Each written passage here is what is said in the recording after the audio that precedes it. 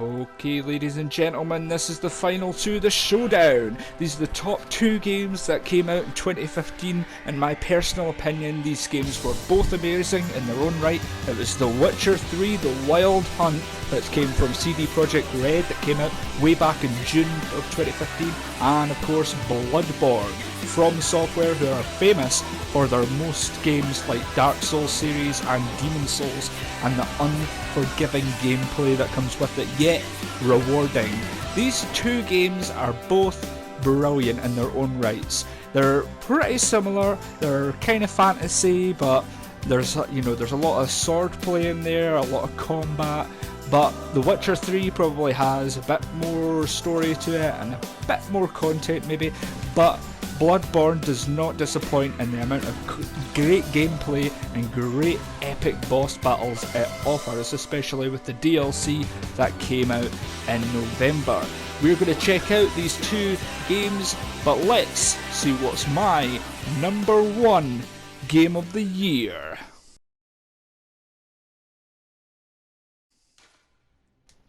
Of course, my number one PS4 game of 2015 is Bloodborne. Now, let me tell you, this game is unforgiving, this game is difficult, it's fast, it's furious, the boss battles are extremely frustrating, but extremely rewarding at the same time. Now, this gameplay is very, very intricate, it is very tactical. You need to think about what you're going to do, and you need to think fast. There is no room for error.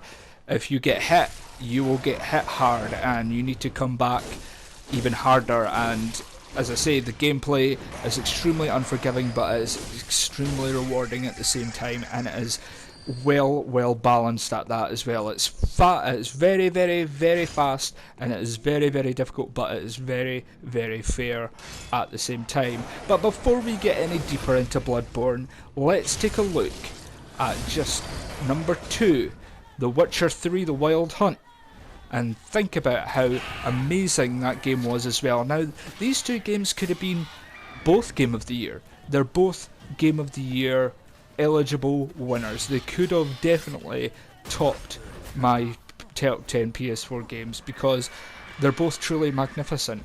The worlds that they've created, from CD Projekt Red to creating Velen and Novigrad and Skellig, to going to the Hunter's Dream and Bloodborne, they're so beautiful worlds, and you can just get so deep and so involved in these worlds very, very quickly, and I honestly cannot praise these two games anymore. This is what gameplay is all about, and this is what games should be all about.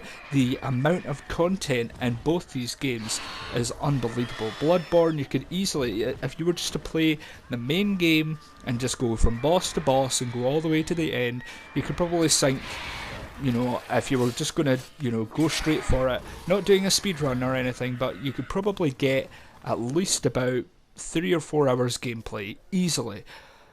But not only that, if you were going to do all the side stuff and you wanted to find all the secret items, secret weapons, and the optional secret bosses, then you could, even more so, you could probably get another maybe 10 hours into the game. And not only that, you could do that 10 hours, but they released the DLC for it way back in November with the Old Hunters DLC, and it was truly magnificent. You could have spent another 3 hours in that DLC alone, and it was only at the cheap price of $14.99 when it originally came out. I think it's actually cheaper on the PSN store now in the UK, so pretty good bang for your buck, I've got to say.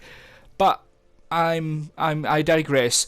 We should go back to The Witcher 3, The Wild Hunt. I personally felt like The Witcher 3 was an amazing game. The graphics, visually, it is absolutely stunning. As one of the games, you don't know the difference between gameplay and cutscene, and I absolutely adored it. I really did. I thought The Witcher 3 was a magnificent triumph for a game, and especially for console. Now, this is a game that came from PC, and it was originally only for the PC, but then was released for PS4 and Xbox One later this year. Well, last year, I do apologise. So, understand how hard that would be to go from a PC where you can fit as much, graphical content in, and there is almost no bounds to a PC game, but to fit it and implement it into a console game as well was truly an achievement as well, and to pull it off so well as well. If you think about it, if you go from Velen to Novigrad to Skellig to Oxenfurt, the amount of content and the amount of places and how big this world is, it's an amazing achievement what CG Projekt Red did. Truly, truly brilliant story, truly brilliant gameplay, the combat mechanics and everything, they worked really, really well. Granted, there was a good few glitches here and there. I think the creases have been kind of ironed out now, now that the game's been out almost a year, but I think personally that The Witcher 3 was definitely, again, bang for your buck. So much content, you could sink at least a good, you could probably sink at least about 100 hours of gameplay into The Witcher 3.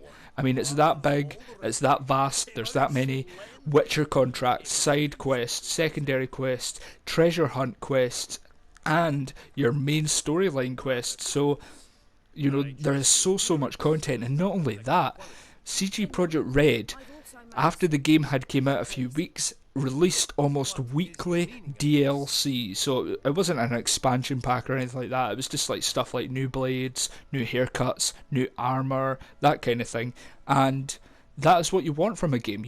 And by the way, that was free. That was free of charge that the DLC came out. And then not only that, they released another expansion pack. I think it came back in August.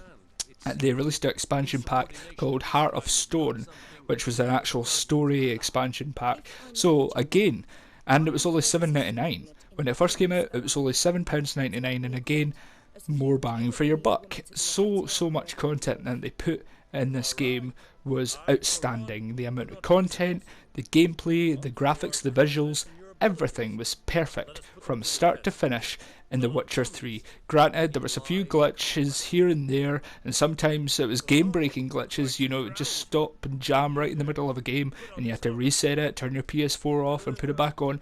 But, a lot of these games have that nowadays.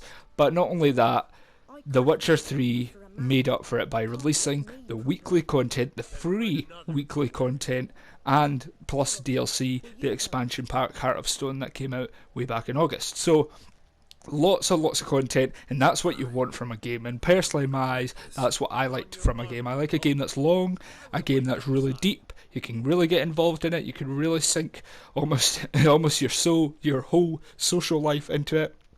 And that's what I liked. I really, really loved that about The Witcher 3. And the storyline is hard hitting, it's really brutal sometimes, really dark and twisted, some of the storylines.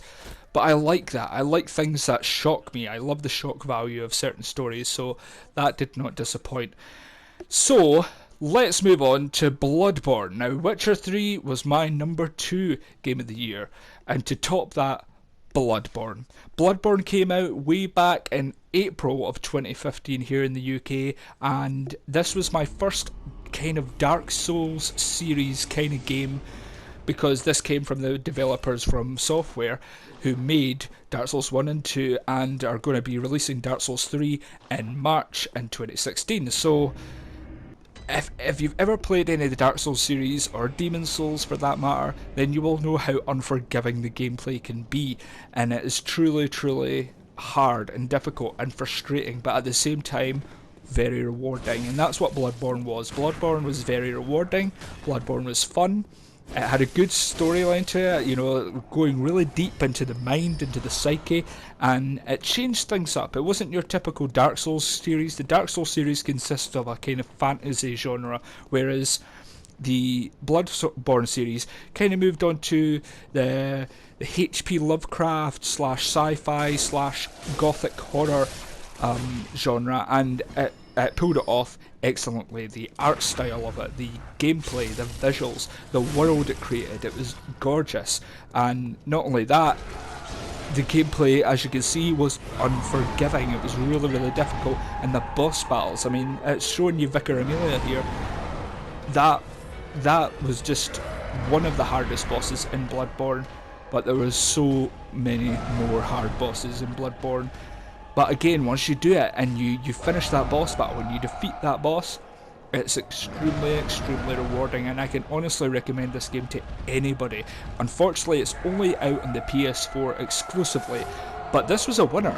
This turned heads for people. This actually boosted console sales for the PS4 early in 2015 because people wanted to play Bloodborne, and especially it was good business from Sony if you think about it, because people love the Dark Souls series, and you get a lot of hardcore fans that love Demon Souls, Dark Souls 1 and 2, and then all of a sudden those games that are on PC and Xbox and PlayStation, all of a sudden it exclusively becomes for the PlayStation 4.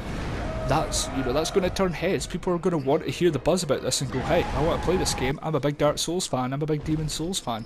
So yeah, this game, it really showed you the calibre this game's got, especially when it sells consoles alone. So personally, this was my number one game of 2015. I enjoyed the hell out of it. It was extremely fun. Gameplay was great, hard and unforgiving, but very fair and very rewarding. The visuals, the world of Yharnam, it was truly, truly beautiful. And then the DLC, which came out in November, which was only $14.99 at the time, probably cheaper now, was amazing as well. The boss battles in that. All I have to say is one word: Ludwig. That boss battle was epic, beyond words. It really, really was. And the Orphan of Kos, I swear to God, as you can see here, the Orphan of Kos beat my ass so many times. I got so fucking frustrated, almost to the point where I wanted to crash my controller through the telly because I was so frustrated with it. It was extremely frustrating. But when I done it, my hands were shaking with adrenaline, I was sweating, I was hyperventilating, and I was very, very relieved and very elated that I actually beat the Orphan of Kos, and it was a truly rewarding, truly rewarding DLC. It really was, and what a triumph the game was in my eyes. So personally for me, number 2 of my top 10 PS4 games of the year is The Witcher 3 The Wild Hunt. Fantastic gameplay, fantastic visuals, fantastic story, and great amount of content. And not only that, Bloodborne was my number 1 PS4 game of 2015. Again, very similar to The Witcher 3, lots of content, great gameplay, great combat, very fair game, very frustrating but extremely rewarding at the same time, and a beautiful, beautiful game. And old Yharnam, the old Hunter's Nightmare, all that kind of thing. It was just a beautiful game all in all. So thank you so much for watching this video. Thank you so much for watching all.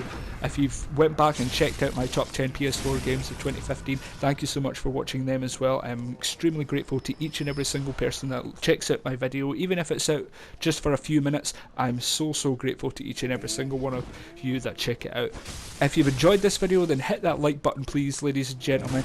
And for all the gaming updates on games of the year like Bloodborne and The Witcher 3 The Wild Hunt, then please subscribe. And for all the gaming updates on Ryan the Lion video games, then please subscribe as well. Thank you so much to each and every single one of you. I cannot be any more grateful for my subscribers, and thank you for the support.